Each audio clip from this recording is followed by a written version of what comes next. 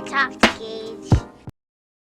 What's up, everybody? This is Engage here, and today we're going to be talking about Slender the Arrival. So, as you all saw from the title, it's not a joke. I own 3 copies of this game. I first bought it on the Wii U back when I was like 10 or something, like 13. No, 13. When I was 13 years old, I bought it on the Wii U, and then I bought it again on my Xbox One, which now, Series X, so I played on that. And then I also own a copy on the Switch.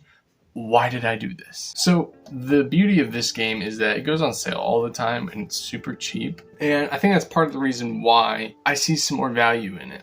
It's one of those games that's easy to buy. It's playable on mostly anything. And you can just pick it up on sale for just a couple bucks. So I want to kind of talk about this game just a little bit, make a quick little video talking about why I like this game and, why I own 3 copies. So first off, the graphics. As you can see from the footage on your screen, this game is not much of a looker. It's actually kind of ugly. It looks like a PS2 game, to be honest with you. It's definitely not the prettiest looking thing graphically.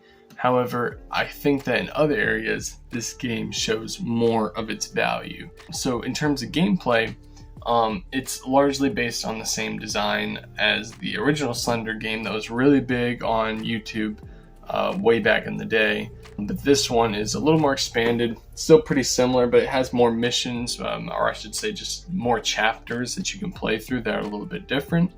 And I have to say, I overall like the variety of chapters in this game. You do end up doing a good few different things, and I think that a few of them are particularly terrifying and difficult to play.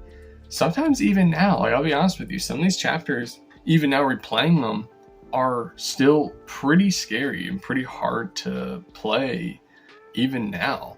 The one where it's a flashback and you are the lady that's inside the house trying to close all the windows and doors, that's pretty scary. I remember that being pretty terrifying for me as a kid when I tried to play it for the first time.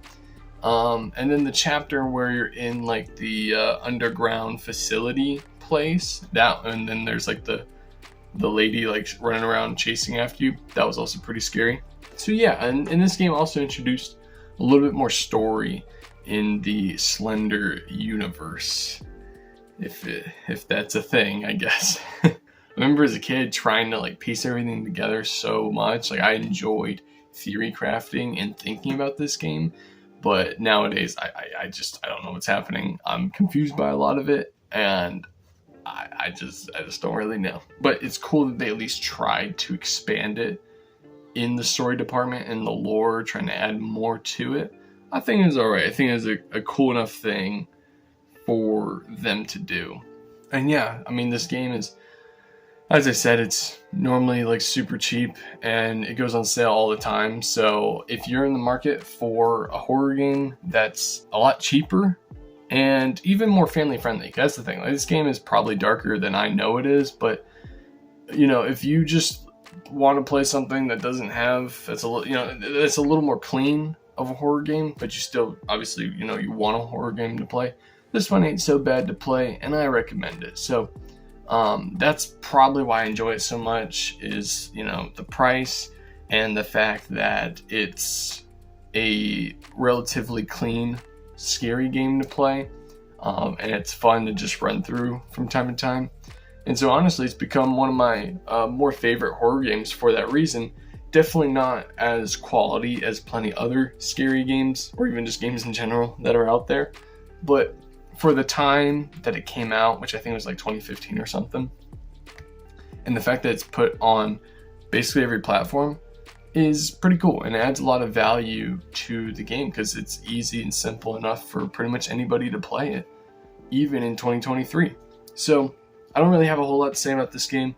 It's just a pretty fun horror game to just boot up, play through it. It's somewhat of a walking simulator, just a little bit, but I still think that there's some really scary, tense moments of this game, especially when you're playing it for the first time.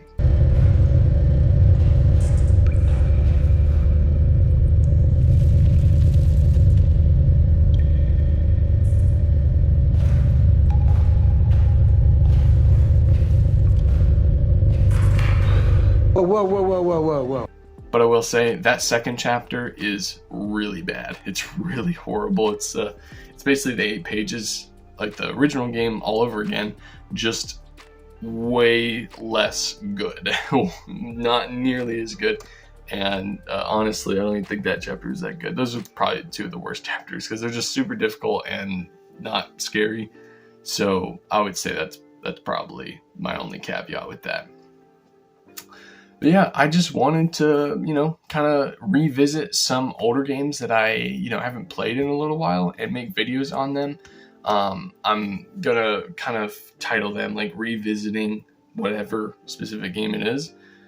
So stay tuned on the channel for more videos like this in the future. With all that being said, I hope you liked the video. If you didn't, I thank you for watching this long. Be sure to engage that subscribe button down below, and I'll see y'all in the next video. God bless.